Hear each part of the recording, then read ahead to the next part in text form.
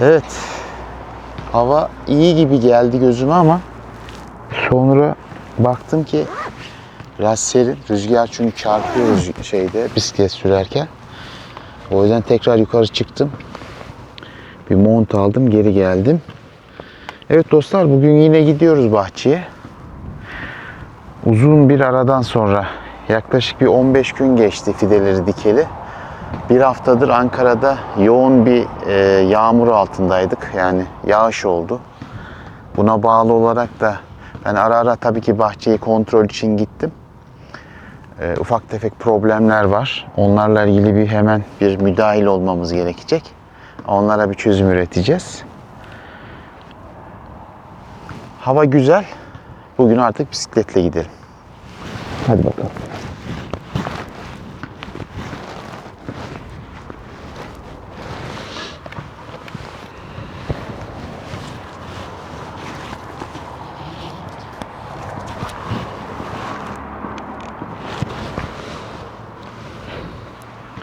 Hadi bakalım. Yolda görüşürüz.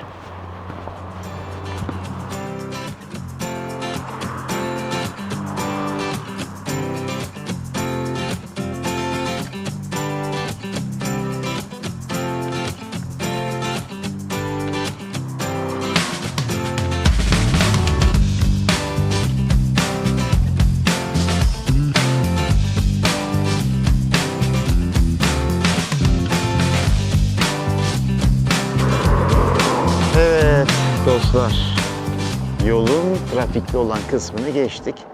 Bundan sonrası birazcık daha rahat. Sohbet edelim dedim biraz. Onun için o yüzden bir kamerayı açayım dedim.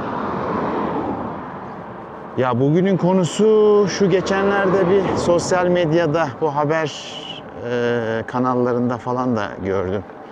Ankara Valiliği ve belediye bir duyuru yapmış bu hobi bahçeleri hakkında. İşte hobi bahçelerinin kaldırılması yönünde, hatta bununla ilgili de AYAŞ tarafında galiba harekete geçmişler. İşte sözüm ona, tarım arazilerine tekrar kullanılacakmış da tarım arazileri kullanılmıyormuş da zaten orada tarım arazisini kullanan mı kaldı? Yani bilmiyorum. Yenikent'ten sonrasına gidip bir bakın arkadaşlar. Oralarda ne tarım kaldı ne köylü kaldı. Zaten köylü çoğunu sattı, yedi gitti, bitti o işler de. Benim esas konuşmak istediğim şey ise şu. Ya bundan çok fazla değil arkadaşlar. Belki 2-3 yıl önce ben Ankara'da böyle bayağı merkezi, bu Eskişehir yolu üzerindeki billboardlarda görmüştüm. İşte 3+1 daire getirili, efendim işte hobi bahçeleri diye satışlar vardı. Ya billboardlarda satıyorlardı bunları. Ya o zaman bu belediye, bu valilik, bu devlet neredeydi ben bilmiyorum ki arkadaş. Yani ben görüyorum birçok yer var burada da. Bu taraflarda da var. Yok değil. Elektriği bağlanmış, suyu bağlanmış. Ya doğalgazı bağlayan bile var ya. Ben doğalgaz bağlanmış konteyner gördüm gözümle ya. Anlamıyorum yani.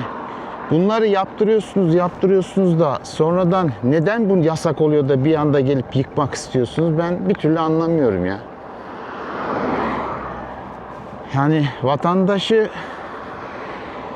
hani niye tuzağa düşürüyorsunuz? Ya açıkçası bu vatandaşı tuzağa düşürmektir. Vatandaş ne yapsın? Hasbelkader elindeki 3-5 kuruşu değerlendirmek istiyor. Zaten Ankara şartlarında yapabileceği de çok fazla da bir şey yok. Yani burası deniz kenarı değil ki. Denize gitsin, şunu yapsın. Ancak ya AVM'ye gidecek ya da varsa böyle bir alana kaçacak. Başka şansı yok çünkü. Bir şeyler yapmak istiyor. Üretmek istiyor belki. Belki yatırım da yapmak istiyor. Yani o da aslında bana göre bakarsan kesinlikle bir yatırım aracı değil. Onu söylerim. Onun detayını da sohbetin sonuna doğru saklayayım. Ama hani devletin bu şekilde vatandaşı tuzağa düşürmesi hoş bir şey değil ya. Benim görüşüme göre de hoş bir şey değil. Ya ben görüyorum burada da bir sürü hobi bahçeleri var. İşte elektriğine bağlatmışsın, suyunu vermişsin. bilmem yolunu açmışsın. Şimdi diyorsun ki olmadı, ben yıkacağım. Elektrik bağlatırken para aldın, su bağlatırken para aldın. Yani yazık değil mi bu vatandaşa ya? Madem baştan bunu yapsaydın, 3 sene önce aklınız neredeydi? 5 sene önce aklınız neredeydi? Niye bugün yaptınız ki bunu? Amacınız ne yani? Vatandaşı bu şekilde tuzağa düşürmek iyi bir şey mi ya? Bilmiyorum yani. Ya benim bildiğim devlet annedir, devlet babadır, devlet öğretmendir.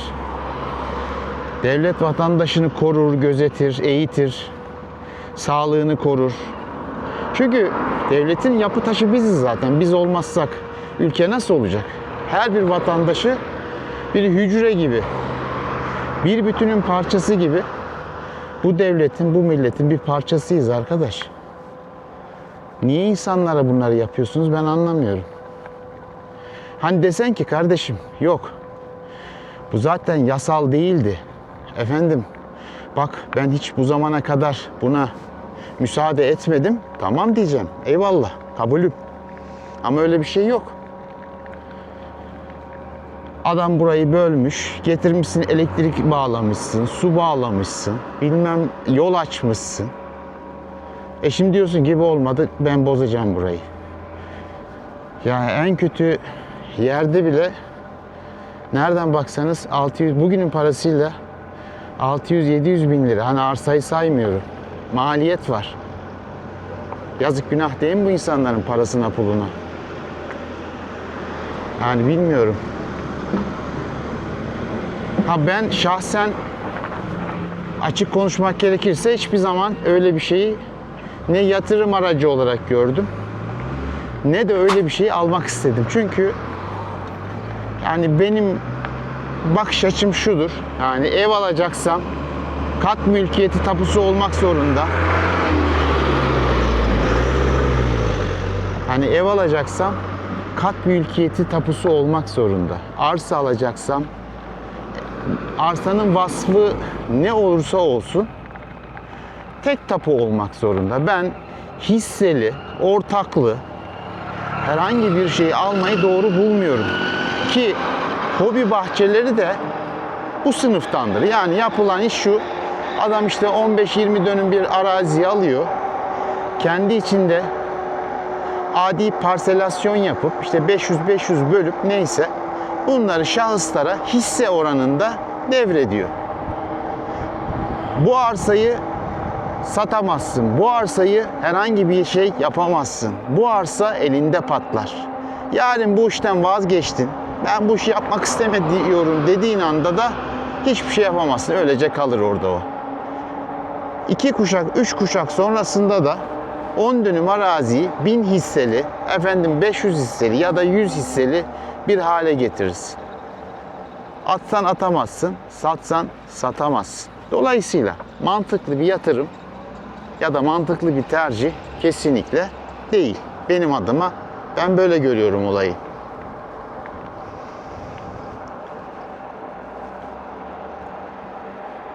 Gene geldik yokuşa. Yavaş yavaş inelim şurada. Ama hani ne olursa olsun bence en baştan bunun yapılmaması gerekiyor. Yani devletin buna en baştan müsaade etmemesi gerekiyor. Yani sen müsaadeyi et, elektriğini, suyunu bağla ya da ne bileyim işte her türlü hizmetini ver. Sonra sen yasak işi yaptın kardeşim deyip yıkmaya kalk. Ya böyle bir şey olamaz ya. Böyle bir şey olamaz. Hayır, bir de şey var, kooperatif arsası olayı var. Onlar daha da yani tuhaf. Ya arkadaş kooperatif demek devlet demektir arkadaşlar. Yani kooperatif denildiği zaman sen kafana göre kooperatif açamıyorsun. Kooperatifin belli bir üye sayısı olacak. Karar defteri olacak, yönetim kurulu olacak, denetçisi olacak, muhasebecisi olacak. Ya bildiğin resmi bir kurum niteliğinde bir şey kurduruyorsun. Ya o zaman sen niye kooperatif arsası diye bir şey kurduruyorsun ki insanlara? İnsanlar yatırım amaçlı geliyor, kooperatif arsası alıyor bir şekilde. Öyle ya da böyle. Tabii burada Biraz kanunlarda da var. Yani kanunların da maalesef böyle açık kapıları var. İnsanların da o tarafı biraz kullanmıyor da değil. Ama devlet olarak, belediye olarak o zaman bunlara müsaade etmeyeceksin. Bunu kaldıracaksın. Kooperatif arsası diye bir şey olamaz kardeşim diyeceksin. Ne yapsın vatandaş? İşte diyor 3-5 lira veririz. Buradan şimdi değilse de 30-40 yıl sonra bir daire sahibi oluruz, ev sahibi oluruz, çocuğumuza bir şey yaparız diye bir planlama yapmaya çalışıyor. Yani devletin açık kapı bırakmaması lazım. Devlet açık kapı bıraktığı zaman bu suistimal olur. Bu doğal ve normal bir süreç. Yani sen kooperatif kurmasına müsaade edeceksin, üye toplamasına müsaade edeceksin. Ondan sonra diyeceksin ki yok efendim kooperatif arsasında işte tarım yapamazsın. Atıyorum işte üstüne bir şey koyamazsın. Baştan yaptırmayaydın o zaman. Niye yaptırdın? Yani bugün burada en ufak bir inşaat alanı başlasanız hemen anında zabıta geliyor kapıya. Anında geliyor. Harfiyatınızın yanlış yere dökmeye kalksanız anında zabıta tepenize biniyor. Hayır, bir de şu da var yani bu kadar hani şey yapmaya rağmen ya şuraya giderken sağda solda bile bir sürü işte çar çöp var. Harfiyat kalıntıları var. İnsanlar dökmüşler, gitmişler. Ya bizim vatandaşımıza da hani kızmıyor değiliz, kızıyoruz ama hani bunu çözecek olan devlet, devletin öğretmen vasfı. Devlet bunu öğretmek zorunda. Yetiştiremiyor. Demek ki bu vatandaşı yetiştirememişiz biz. Eğitememişiz yani. Eğitememişiz maalesef.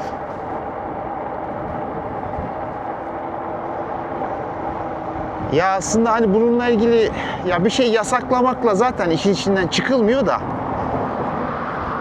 Ya madem öyle bunu devlet yapsın, belediye yapsın değil mi? İnsanlar böyle bir şeyler yapmak istiyorsa bakın bu Gölbaşı'nda ileride Bakap projesi var. Güzel bir alan. Tarımsal gelişimle ilgili olan bir alan. Ya buna benzer böyle Ankara'nın kenarlarında büyük yerler yapın. İnsanlara burada küçük alanlar mesela 300-500 isteğine göre neyse alanları kiralayın. Belediye kiralasın. Parasını da alsın. Bunun karşılığında efendim su hizmetidir, ne bileyim işte temizlik hizmetidir bunu da versin. Ama bir ücret mukabilinde tabii ki. Yapmak isteyen de gitsin orada yapsın arkadaş. İnsanları yasaklayarak bir yere varamıyoruz. Bir şekilde insanlar bunu yapmak istiyorsa sen buna fırsat vermek zorundasın. Devlet olmak bu demek. Sosyal devlet olmak aslında bu demek de.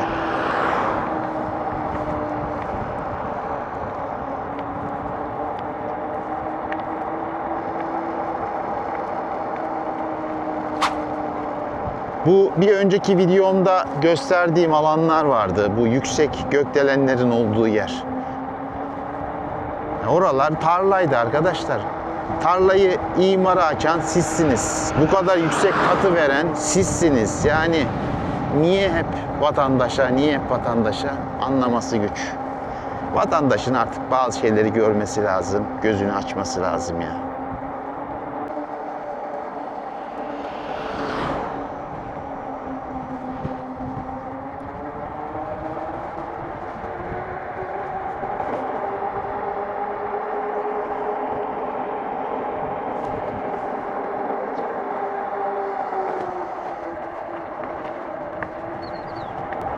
Bahçeye de az kaldı.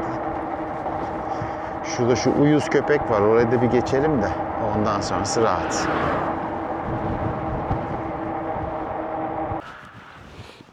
Evet dostlar geldik bahçeye. İş çok. İş çok. Nerede anahtar?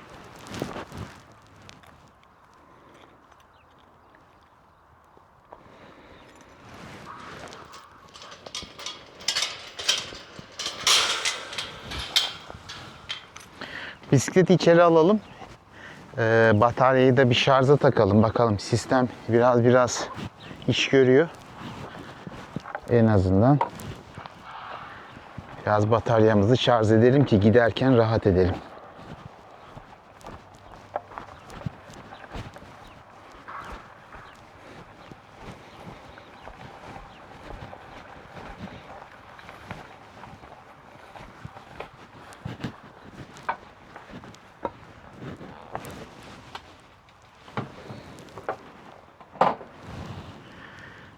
son durak.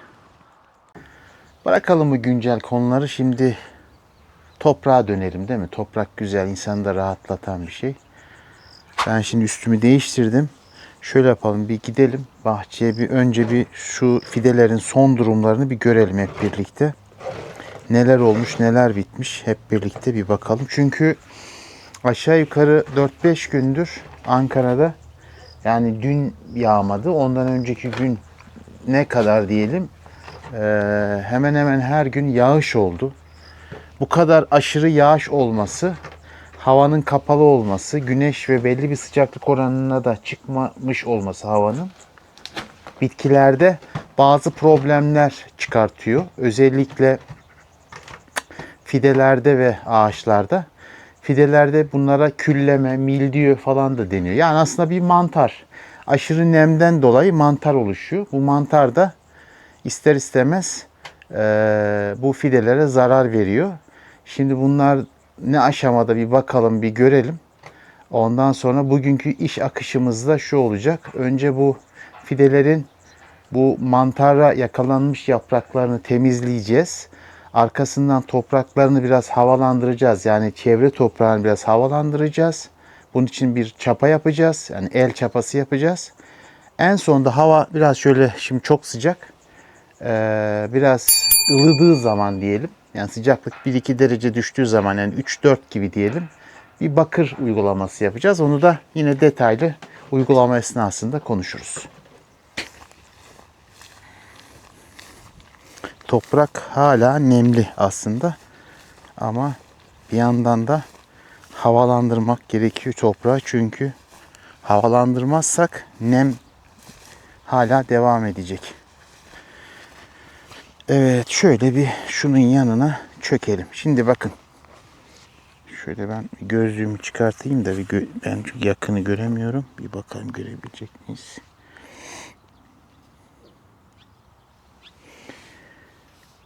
Umarım net görüyorsunuzdur. Şimdi şöyle, aşırı yağışlardan dolayı bu alt yapraklarda, bakın şurada görüyor musunuz? Çıtır çıtır olmuş zaten.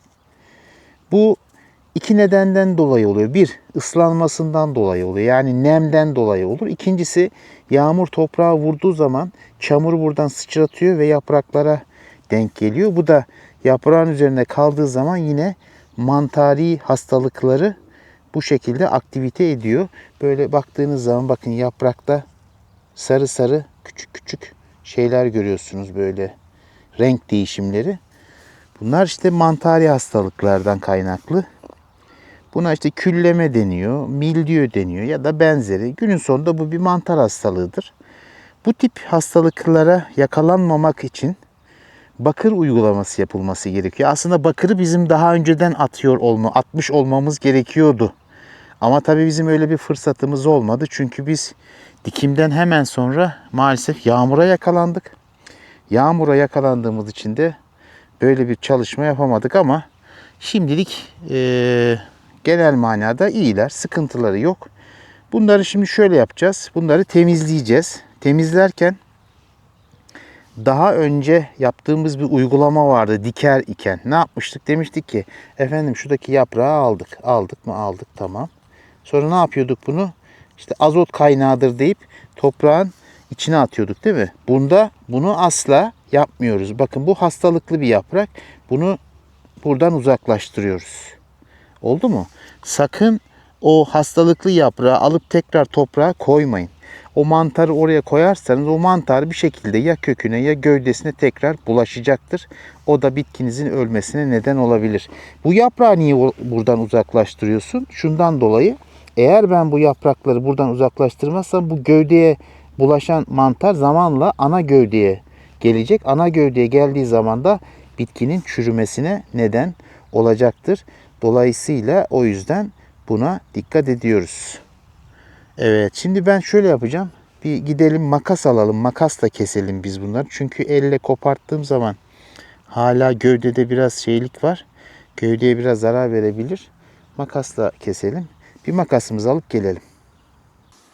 Evet. Uygulamayı bir kez daha yapacağım. Tekrar.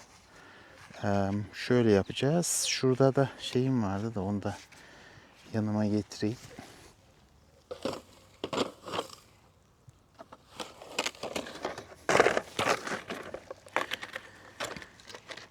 Bu almış olduğum yaprakları dediğim gibi kesinlikle bu alana bırakmıyorum. Ne yapacağız? Bunları buradan alacağız, uzaklaştıracağız. Olabildiğince ekim biçim alanından daha uzak bir yere taşıyacağız.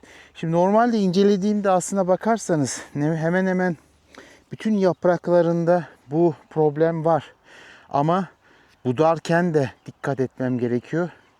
Aşırı yapacağınız budama bitkinin fotosentez yapabilme kabiliyetini de azaltacağı için yani olabildiğince asgari müşterekte kalmak gerekiyor. Yani çok da fazla abartmadan yapmanız lazım. Çünkü ben normalde alsam şu komple bütün dalları almam lazım. Komple bütün dalları aldığımda bu sefer bu bitki nasıl şey yapacak? Fotosentez yapacak, yapamayacak. O da bitkinin yaşamı için sıkıntı yaratabilir. Ne yapıyoruz? Problemli olan dalı şöyle dibinden aldık, attık. Şunu da alalım. Bunu da attık. Eğer şeyse şu uç kısmını alabilirsin şu şekilde. Şimdi buraya kadar her şey tamam. Normal mantari olan kısımlarını aldık yani. Kurtardık bitkimizi. Şimdi daha önceki ekim videolarıma baktıysanız orada bizim normalde dikim yerimiz aşağı yukarı bunun bir karış aşağısında bunun kökü, değil mi? Kökü bir karış aşağısında. Şimdi ben bunu biraz daha çapalayacağım bu çevresini. Çapalarken aynı zamanda dibini yine doldurarak geleceğim. Yani şuraya kadar dibini dolduracağım. Ben bu 20 santim diyelim, 20-25 santime en kötü bir 5 santim daha katacağız. Ne yaptık? Kök alanını aşağı yukarı 30 santime kadar çıkartmış olacağız. Bunun için ne yapıyoruz? Şöyle hafiften etrafına çapanın kesinlikle bu yatay tarafı değil sivri tarafıyla yapalım. Bu yatay tarafıyla vurduğunuz zaman eğer uzanan bir kök varsa kökü kesersiniz. Kökleri kesmek çok istemiyorum. Şu şekilde vurup yavaş yavaş toprağı biraz havalandırdım yani. Aynı zamanda bu toprağı bu şekilde çapalamış olmanız güneş ışığının toprağa çarptıktan sonra bitkiye gelerek bitkinin aşırı derecede ısınmasını da engelliyor. Çünkü şu şekilde sapsarı bir toprak olduğu zaman burada ışık vuruyor, tekrar geliyor bitkiye yansıyor. Yansıdığı zaman bitki normalde olması gerekenden daha sıcak bir ortamda olacaktır. Birinci hani diğer faydalı tarafı da bu. Aynı zamanda toprağı bu şekilde gevşettiğim için kök uzanımları daha rahat olacak. Yani köklenme, köklerin çevreye alanlara yayılması daha kolay olacak. Üçüncüsü özellikle aşırı sulamaya bağlı olan fazla nem.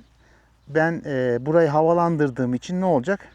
Gökyüzüne doğru buharlaşma yapacak. Bu buharlaşma sayesinde de topraktaki bu aşırı nemi de uzaklaştırmış olacağız. Bu da bitkilerimin mantari hastalıklara yakalanma olasılıklarını azaltacak. Hadi bakalım. Şöyle. Tabii bir yandan çapayı yaparken bir yandan da hafif hafif şöyle dibini de doldurmayı unutmuyorum. Ne kadar domateste özellikle dibini doldurursanız o kadar iyi olur. Şöyle hafiften dolduracağız. Zaten bundan sonraki sulamalarda ne yapacağız?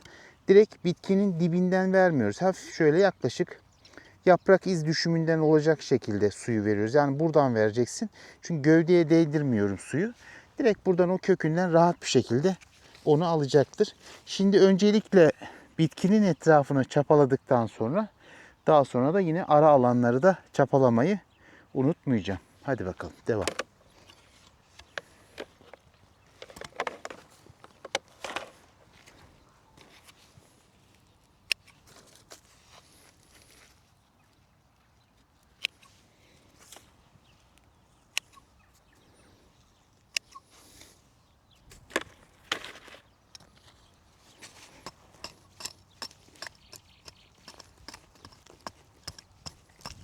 Toprak bayağı nemlenmiş.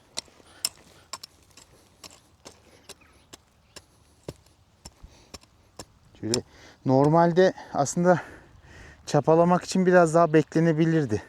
Hala toprak çok nemli ama daha fazla bekleyemedik çünkü bir an önce bakır uygulaması yapmamız lazım. Mantarı hemen bir an önce bir şekilde bu konuda desteklememiz lazım fidelerimizi.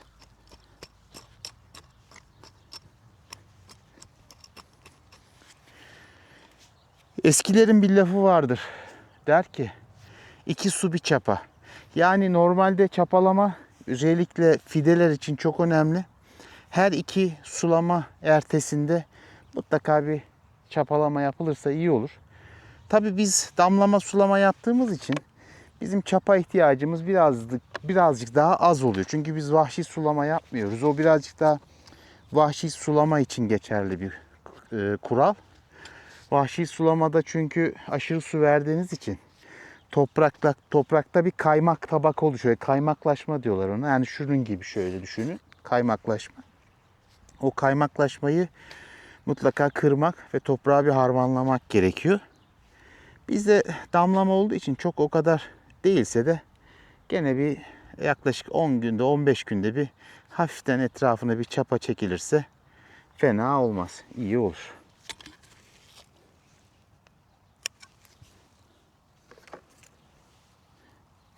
Burada yaprakların özellikle şu uç kısımlarını alıyorum alt dallarda. Hani gövdeyi almasam dahi ucunu alıyorum ki ucu çünkü çok yanmış.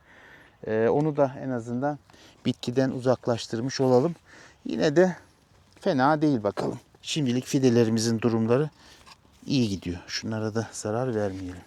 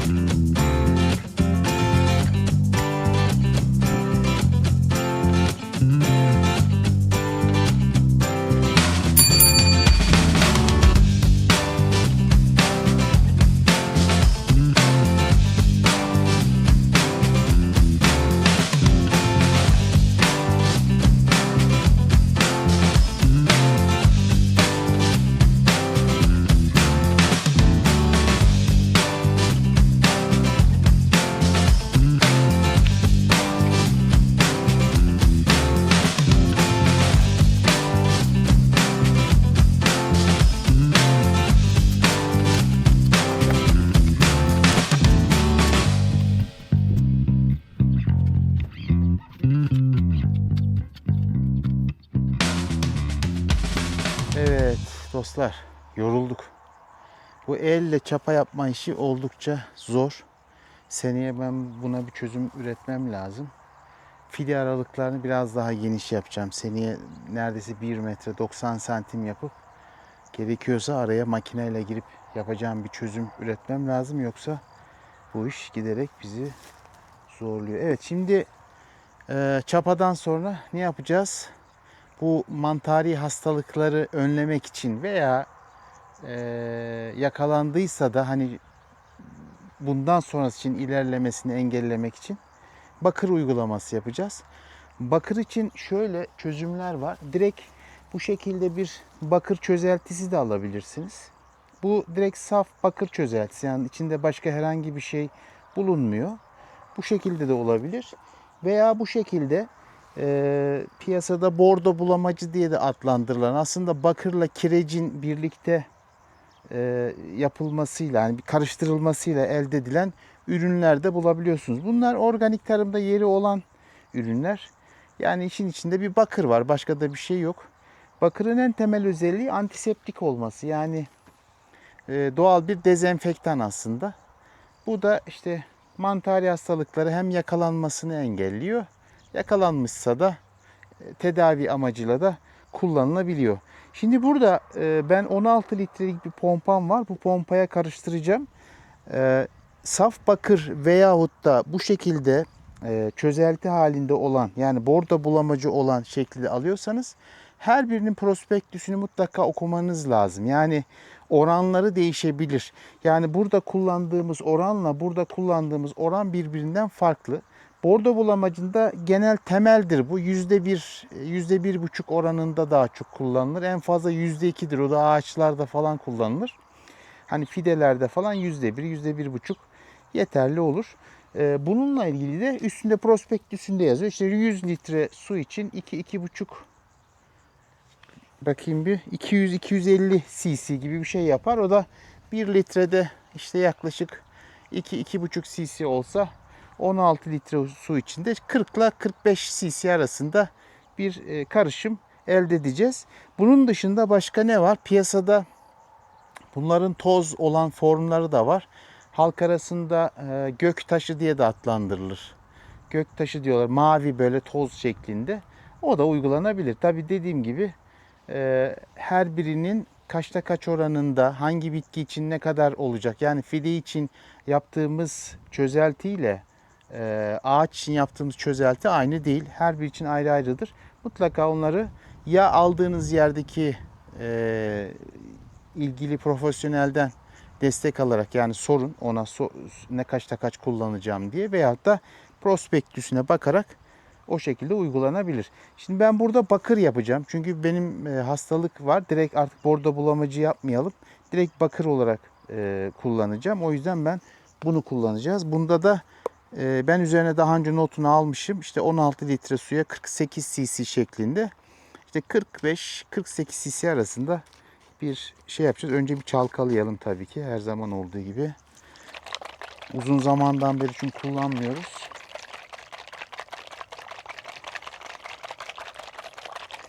Bu işlemi de yapacağız. Bu işlemden sonra da mutlaka en azından bir 10-15 dakika bir sulama yapacağım. Çünkü fide olsun ağaç olsun ilaçladığınız zaman veyahut da gübre verdiğiniz zaman, bunu tabandan da olur, yapraktan da olur, mutlaka üzerinden bir su verirseniz ağaç daha iyi olacaktır. Fideler de daha iyi olacaktır. Bunu da antiparantez söylemiş olalım.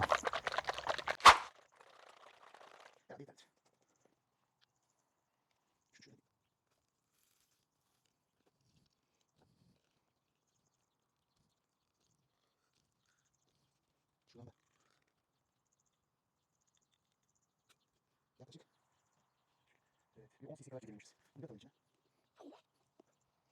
Sonra şunları hafiften bir kaç alacağım. Bir de biraz çözür. Güzel ses olunca seni